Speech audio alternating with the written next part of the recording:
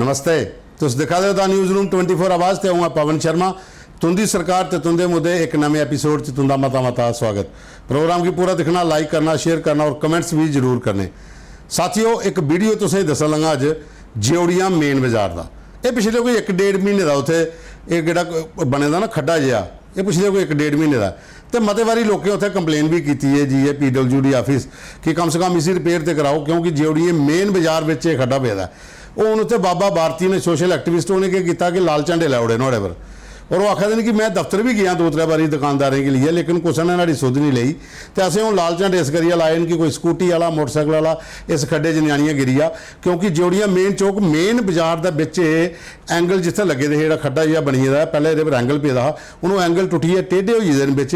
तो कोई scooter motorcycle या गड्डी का टायर भी अगर आया तो सीधा बिच जाई सकदा, कोई भी उत्थे हादसा हो सकदा। कई बार सुनाने के बावजूद भी PWD अज तोड़ी उस एंगल वाले खड्डे की ठीक नहीं किया।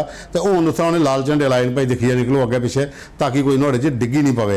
ये हालत है तुहाडे शहरें बाजारें की मेन दे विच, जिथे कोई भी डिपार्टमेंट वाला करी लिया कोई खड्डा पई जांदा ते दिखण कोई नहीं आउंदा।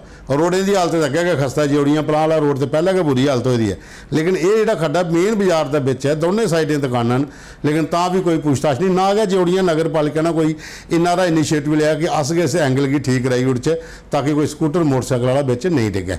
जी मैं तुसें सनादा कि पिछले 2 महीने का ये जिहड़ा जंगला बकोर चौक का बकोर रोड जित्थों निकले दा उत्थे मेन बाजार ज्योड़ियां के अंदर जंगला जिहड़ा है पिछले 2 महीने का टुटे दा।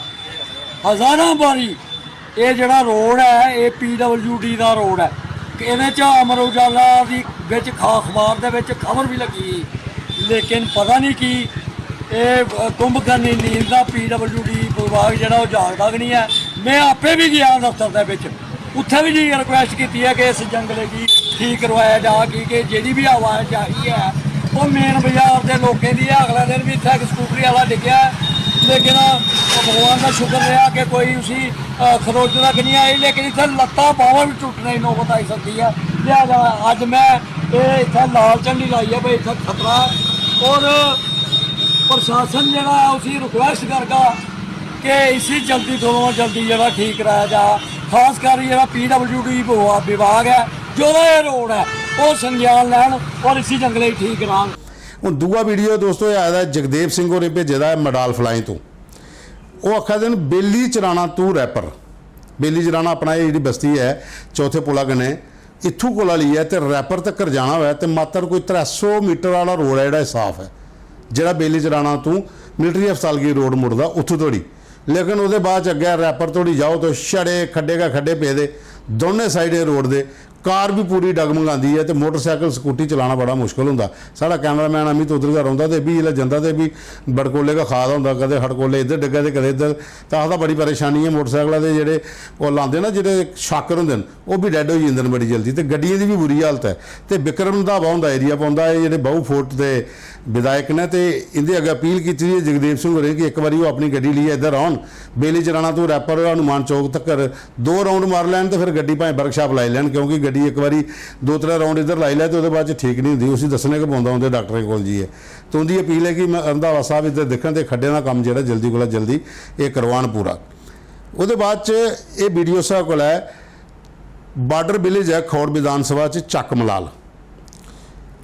X deputy CM Tara Chand और जोड़े वर्किंग प्रेजिडेंट ने कांग्रेस के उनकी उत्थे बैठक हुई है। उस बैठक के तमाम जोड़े उस इलाके के लोग है वो इकट्ठे हुए थे। बैठक के डेली वेजर के एक पॉलिसी बनाने पर सरकार पर दबाव बनाने की जी अपील की गई है। दूआ नंबर लोगों के उत्थे जोड़े लोकल मुद्दे है, खास करिए रोडें दे जां फिर बिजली पानी की समस्या वो पर भी चर्चा हुई। जम्मू स्टेट रोड के लिए भी लोगों गलबात की, तारा चंद और लोगों संबोधित भी किया कि ये जी बैठक हर महीने होंगी है, अलग अलग इलाके के लोग जोड़े बार्डर इलाके के उत्थे आते हैं अपनी समस्या वगैरह दसते हैं। ये मीटिंग बड़े तरह जिले वेले डिप्टी CM होंगे तां भी चलती थी, तो अजे भी ये चला दी है, ताकि लोग जोड़े बार्डर देन अपने कन्नै कंटैक्ट रौन तो कन्नै एक दूए की कोई जोड़े मसले मसाइल वो भी जोड़े सॉल्व किए जान। मैं तुंदा बहुत ज़्यादा शुक्रगुजार हाँ। इस वेले गर्मी भी बड़ी है, सारे को साधन बनी है,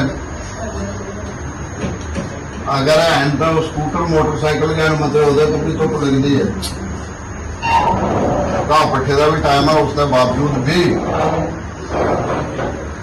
उस एक स्नेह पर सारे जने से इकट्ठे हुए। मैं कहता हूँ बहुत ज्यादा शुक्रगुजार हूँ।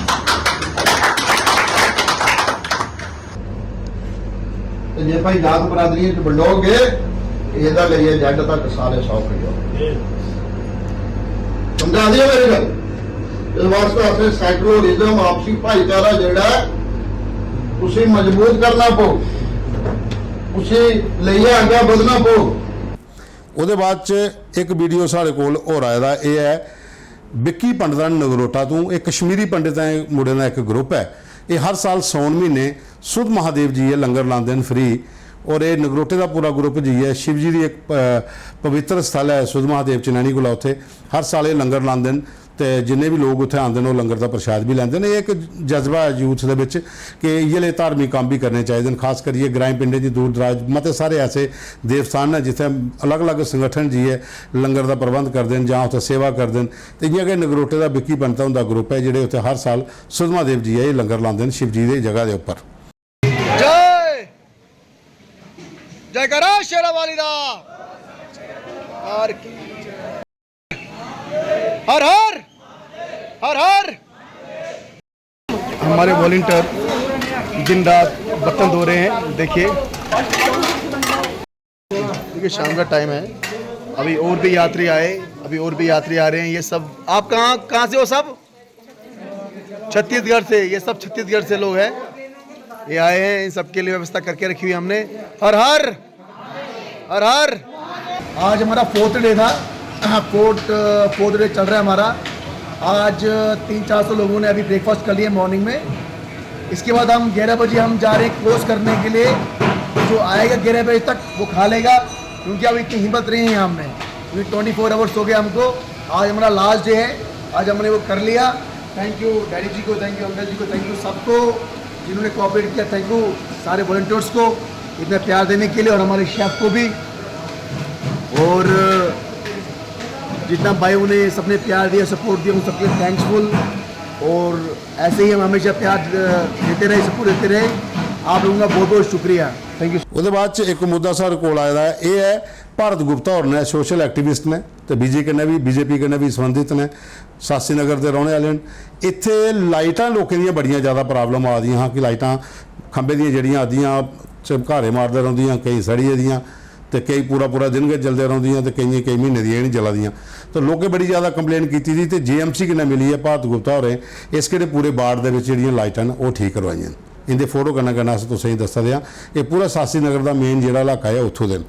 ਉਹਦੇ ਬਾਅਦ ਚ ਸੁਰਿੰਦਰ ਕੁਮਾਰ ਹੋਰ ਇੱਕ ਮੁੱਦਾ ਭੇਜਦਾ, ਉਹ ਆਖਦੇ ਕਿ ਰੋਡਾਂ ਦੀ ਹਾਲਤ ਤੁਸੀਂ ਜਿੱਥੇ ਦੱਸਾ ਦਿਓ ਖਸਤਾ ਹੈ ਤੇ ਸਾਡੇ ਨਗਰੋਟੇ 'ਚ ਵੀ ਦਿਖੀ ਲਓ। ਇੱਥੋਂ ਜਿਹੜੇ ਜੁਗਲ ਕਿਸ਼ੋਰ ਸ਼ਰਮਾ 3 ਵਾਰੀ ਵੀ MP ਬਣੀ ਹੈ ਤੇ MLA ਵੀ ਰਹੇ ਨੇ ਇੱਥੋਂ ਦੇ। ਦਵਿੰਦਰ ਸਿੰਘ ਰਾਣਾ और भी MLA ਰਹੇ ਨੇ, MLC ਵੀ ਰਹੇ। तो आखिर नदौर पंचायत की रोड जी है ये अज तो भी कुछ नहीं बनाई।